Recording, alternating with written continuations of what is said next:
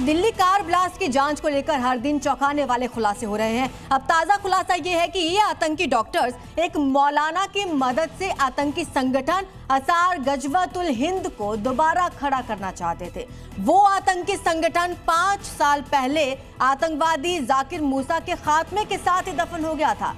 उसे दोबारा जिंदा करने की ये लोग साजिश रच रहे थे।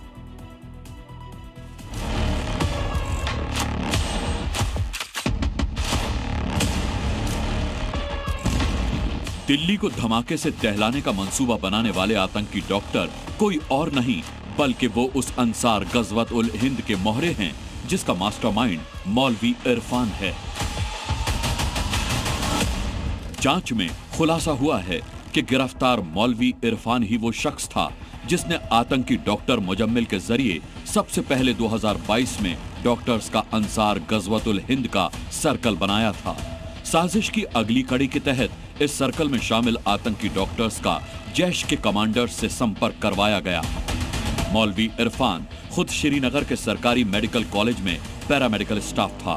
वो घाटी में जैश के लिए स्लीपर सेल की तरह काम करता था। उसी ने मुजम्मिल के जरिए पहले उमर मोहम्मद और फिर बाकी डॉक्टर्स को आतंकी प्लान में जुड़ने के लिए तैयार किया।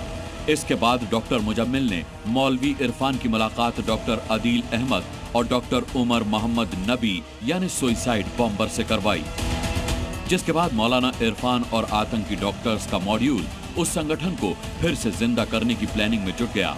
मई 2019 में आतंकी जाकिर मूसा को सेना ने मार गिराया था। इसके साथ ही अंसार गजवतुल हिंद का भी अंत हो गया था। पर मौलवी इरफान और उसके डॉक्टर टेरर मॉड्यूल ने मूसा की जिहादी सोच को दफन करने की जगह उसे लाइफ सपोर्ट सिस्टम पर रख दिया था ताकि जैश के आतंकी मंसूबे को मिट्टी में मिलने से बचाया जा सके। आतंकी मूसा के मारे जाने के बाद कुछ दहशतगर्दों ने अंसार गजवत उल हिंद को दोबारा खड़ा करने की साजिश की थी। उत्तर प्रदेश में 2021 में इस संगठन के 2 दहशतगर्द पकड़े भी गए थे। अप्रैल 2021 में कश्मीर में एक साथ 7 आतंकियों को ढेर करके गजवत उल हिंद के सफाई का ऐलान भी किया गया था।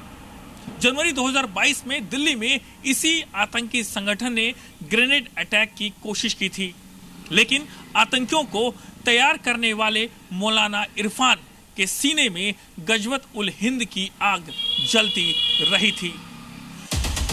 अगर श्रीनगर के आसपास जैश-ए मोहम्मद से जुड़े पोस्टर्स को लेकर जांच एजेंसियां अलर्ट नहीं होती तो न तो फरीदाबाद का टेरर मॉड्यूल पकड़ा जाता और न ही मौलवी इरफान की अंसार गजवत उल हिंद की साजिश बेनकाब होती। पोस्टर से ही मौलवी इरफान अहमद और उसके शागिर्द डॉक्टर आदिल अहमद का सुराग मिला और फिर आतंकी साजिश की कड़ियां जुड़ती चली गईं। अनंतनाग पुलवामा में सर्विलांस के जरिए डॉक्टर आदिल की गिरफ्तारी हुई, जिसके बैंक लॉकर से AK-47 मिलने के बाद सुरक्षा एजेंसियों के होश उड़ गए। डॉक्टर आदिल ने इसके बाद डॉक्टर मुजम्मिल का पता उगल दिया और फरीदाबाद में 2900 किलो विस्फोटक के जखीरे के साथ मुजम्मिल और मैडम सर्जन दोनों धर लिए गए। अंसार गजवतुल हिंद को दोबारा जिंदा करने की साजिश करने वाला मौलवी इरफान जैश-ए मोहम्मद के पेरोल पर काम कर रहा था। वो कश्मीरी युवकों को वीडियो दिखाकर बरगलाता था, जिहाद के लिए बम और सुसाइड बॉम्बर बनने के लिए उकसाता था। उसी के इशारे पर आतंकी डॉक्टर मुजम्मिल और उमर नेटवर्क को आगे बढ़ा रहे थे। जब आतंकियों का फरीदाबाद मॉड्यूल बेनकाब हुआ तो गजवत अंसार उल हिंद की साजिश धुआं धुआं हो गई। गिरफ्तारी से बचने के लिए आतंकी उमर ने सुसाइड बॉम्बर बनने का रास्ता चुना। जांच एजेंसियां अब ये पता लगा रही हैं कि आखिर अंसार गजवत उल हिंद के टेरर मॉड्यूल में और कितने व्हाइट कॉलर वाले डॉक्टर्स शामिल हैं। कैमरामैन महबूब के साथ नीरज कुमार गौड़, जी मीडिया, दिल्ली।